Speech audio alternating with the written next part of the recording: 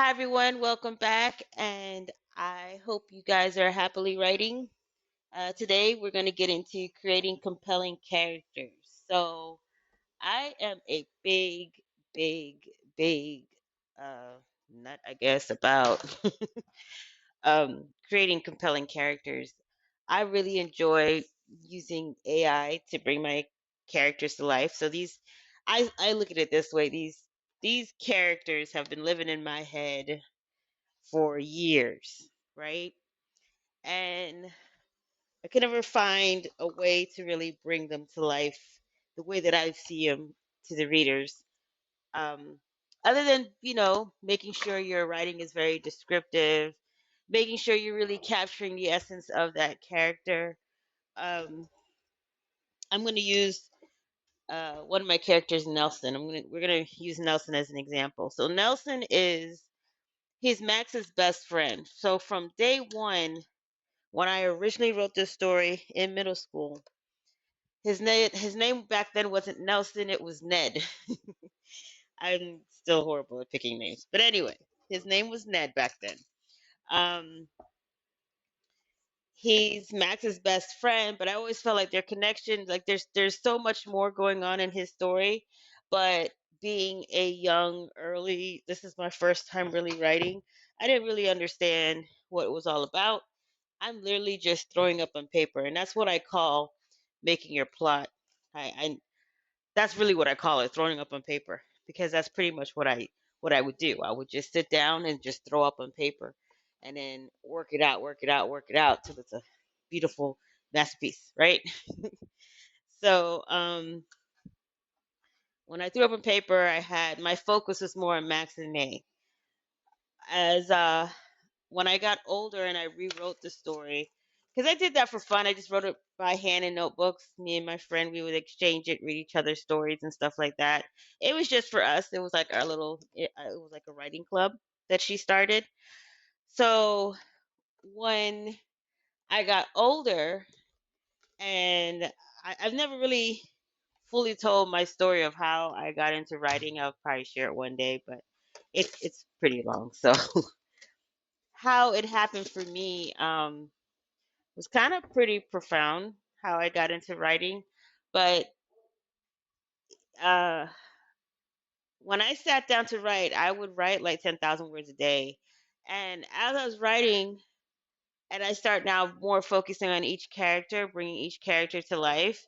No, I got so much stuff off of Nelson, but again, like I was more focused on Max and May. So I had like at that point I had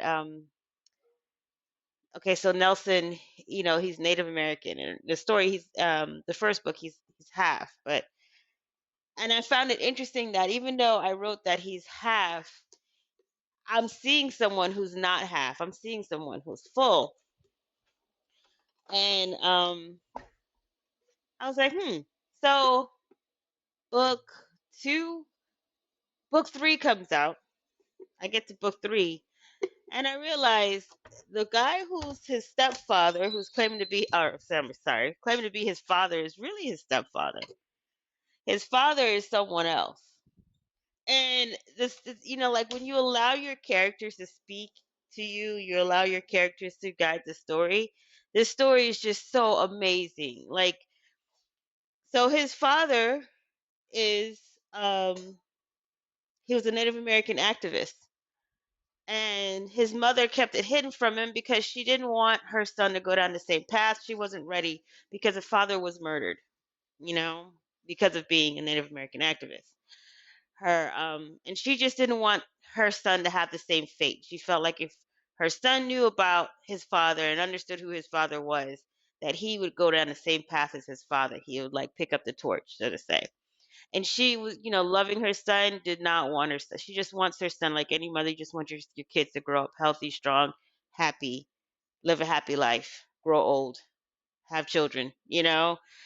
And she just didn't want what she went through with her husband, and she ends up marrying this guy. This guy's very interesting because in the book, Nelson's name is last name is Lopez, but this guy's not Spanish. This guy's story, he was adopted by so his mother was a hot mess basically. But anyway, it's his stepfather's name that he took, right? And so what I'm telling you all this to tell you that every character in your book has a story. Every character has a story. I have another character where she comes out as just kind of like a maid. She has a whole entire story, and if you allow the character to tell their story, I'm telling you, you will not regret it. It will make you a compelling. It enriches the whole entire story because it's like, if you think about life, everybody you see, everybody you come into contact with, the mailman, the UPS guy, the pizza guy dropping off pizza, it may be just like a little flicker in your life, you coming in contact with this person, but they have a story. So maybe they're coming to your door, and I'm not saying you have to tell the whole story, but you in your head knowing their story makes writing them and describing them so much easier. So, for example, your main character ordered a pizza. They're going to the door to get their pizza, and the mailman has an attitude, here, da da da da da, maybe this is his last pizza delivery and he got fired. So if you understand that energy, you're going to write that character with that correct energy. And it's going to like, so your main character is like, geez, well, you got all this, why are you so freaking rude? I'm going to complain about you or whatever. But it seems like it may be insignificant, but in the writing, it comes across and it makes it seem like a very full story. So you're more engulfing the reader into the entire story. So it's something that you really want to get into and understand, and you really want to just take time to really, really get into your characters and listen to their story or sense out their story. And even if you don't put their whole story in that particular book, their story, the character, the energy that they have is going to bring the right words to you to put into your book to describe the situation, to enhance the environment of what's going on.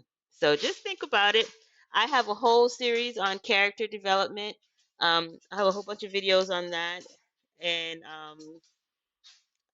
check them out. It really helps when you really want to build a good, realistic, real life, just a character that people could kind of